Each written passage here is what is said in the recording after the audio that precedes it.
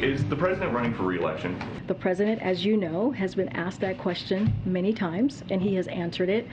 His answer has been pretty simple, which is, yes, he's running for re-election. I can't say more than that. The White House responding to the fierce rumor mill surrounding President Biden's 2024 prospects after the New York Times published a brutal report that members of his own party see him as an anchor that should be cut loose.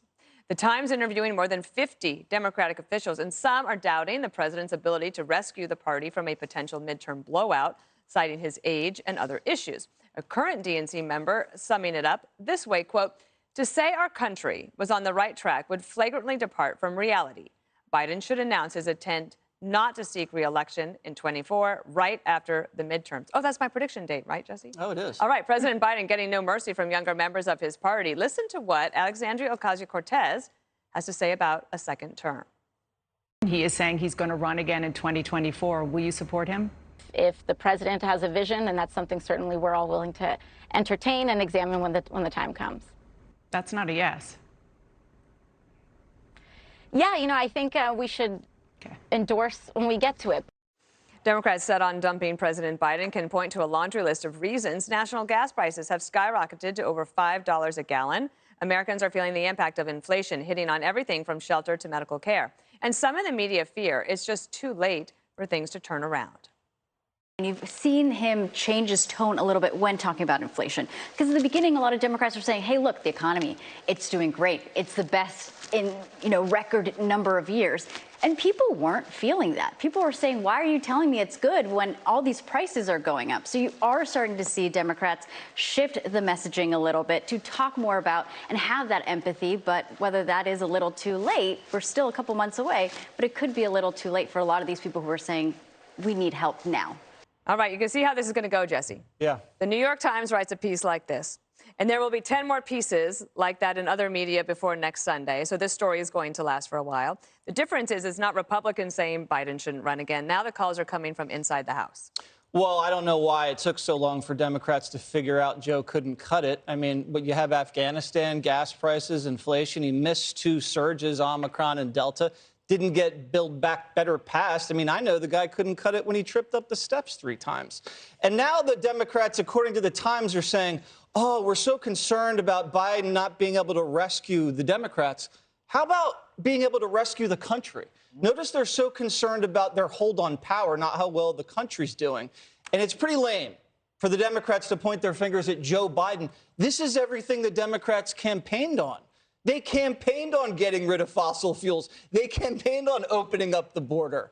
This is all the Democrats doing. To turn around and point the finger at Joe, that's like Joe pointing the finger at Putin.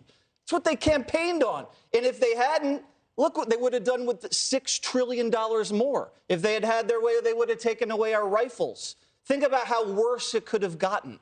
Right now, the Democrats are lucky.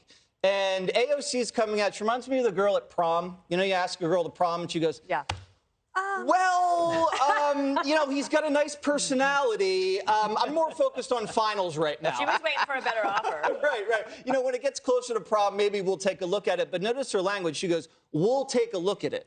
She's speaking for the entire left wing of the party. We will take a look at it. And I think what's going to happen, the Democrats are going to get shredded in the midterms, and AOC is going to come in with a knife and just stab him right there. And he's done. And if he does try to run for re-election, they're going to primary the guy. And you know what happens when the incumbent gets primaried? Look what happened to Carter, much weakened. And then even Bush 41, you had the third-party action. And that's just not good. And it's funny that the Times comes out and does this because they didn't want Joe to begin with. Remember, they wanted a woman. They endorsed Klobuchar and Warren. Right. So now they're saying, yeah, let's get rid of the guy. But, I'm relishing how this is going to play out. AOC might not just be talking about the left wing, Jessica, but also young people. So I saw some numbers today showing that he's just absolutely bleeding support from young people. What are you hearing? Young people, Gen Zs more than millennials, don't like politics at all. They just don't like the two-party system. They have issues that they care about, and then they're going to look for people that represent them well on those issues, which is why when they do vote, they tend to vote liberal because they believe climate change is man-made and they want criminal justice reform, et cetera. She's definitely speaking about a real problem, but AOC does this constantly, and she falls in line. Even she was one of the strongest Bernie Sanders surrogates. She fell in line and then became a huge champion for President Biden on the campaign trail. I would not say the same thing about Rashida Tlaib and Ilhan Omar, but AOC is the most politically savvy, I would say, of the squad. And she knows that if she wants the right committee assignments, if she wants to make sure that she stays in prime time, that she's going to have to fall in line there. But what's going on is there are progressive qualms with what he's doing, but it's the moderates that I think are actually more of an issue, the people who really wanted Joe Biden to be the choice during the primary. And then once he got into power, because they're having to answer questions about rhetoric that, doesn't speak for them or their districts. People are still bringing up, what about defund the police? They're dealing with inflation. They want to talk about, how the everyday guy is feeling about the gas prices and what's going on at the grocery store, and feels like the party is off track with that and that Biden has tacked too far to the left. And then the left doesn't feel like he's gone far enough. So he's getting it from both sides. But all indications. If he loses more support from the left, Judge, his numbers could go even lower, because that's actually helping bolster him right now, and the numbers are pretty low. Just want to play one piece of sound, because there's a producer on our show who loves it. It happened today. It was President Biden on whether he's going to Saudi Arabia. Ah, love this. Whether to go to Saudi Arabia? No, not yet. What would be the holding up the decision at this point? It happens to be a larger meeting taking place in Saudi Arabia. That's the reason I'm going. And it has to do with national security for them, for Israelis. I have a program. Anyway, it has to do with much larger issues than having to do with the energy. Is he going? Is he not going? Just tell us. I don't have anything to announce for you today. I feel a little sorry for her, because when you can't announce a meeting yet, then you're dancing around. But the fact that he's even going to Saudi Arabia and willing to basically go against what he said in the campaign, but not willing to open up more here in America, is pretty stunning to people. None of what Joe Biden does makes any sense. And the problem is that with Joe Biden in the Democrat Party, what you've got is a party that is ideologically so connected. It's almost like a cult. OK, the Democrats don't vote for Republicans, basically under any circumstances that I know of. Republicans will vote for a Democrat. They'll criticize Donald Trump the month after he gets in. The Democrats don't criticize Joe Biden. That's why there are all these whispers that they're talking about. But the concern is this: in spite of the economy and inflation and everything else and the blame game, and the American public sees through it, they don't buy into the blame game. All the American public wants to know, Joe, what are you going to do about this? How are you going to change this? How are you going to make my life better? How are you going to make my life better? And all this guy can talk about is green energy, buying lithium batteries from China, opening up the a pipeline for Russia so we can buy gas from Russia, and then, making sure that he shuts down our pipeline when we can't even afford to go to work, some people. They can't afford to buy food. They can't afford to buy groceries. It's just a mess here. And Joe Biden would have a better shot at it if he at least didn't depend on other countries, the OPEC country for oil, Russia opening up their pipeline, China lithium batteries. Everything he does puts America last. So I don't care if they whisper or they don't whisper. It's over for Joe after the midterm. It's interesting that a lot of the people that Democrats suggest could be their nominee in 2024 in these whisper campaigns are all people that Joe Biden beat in the primary. So it's like, where is their new blood?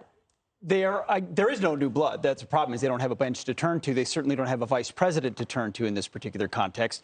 Now, I would say that who saw Donald Trump coming in 2014 either? So the context of where we are right now doesn't necessarily mean that's an entire crop, but there isn't much on the bench, no doubt. This is an order going out from on high, from headquarters. Yeah. When the New York Times cites 50 mostly anonymous Democratic operatives, almost all of which say Joe's got to go, that's a warning shot. And they know they can't say it openly before the midterms. You can't make them a lame duck right away. There's no sense in doing so.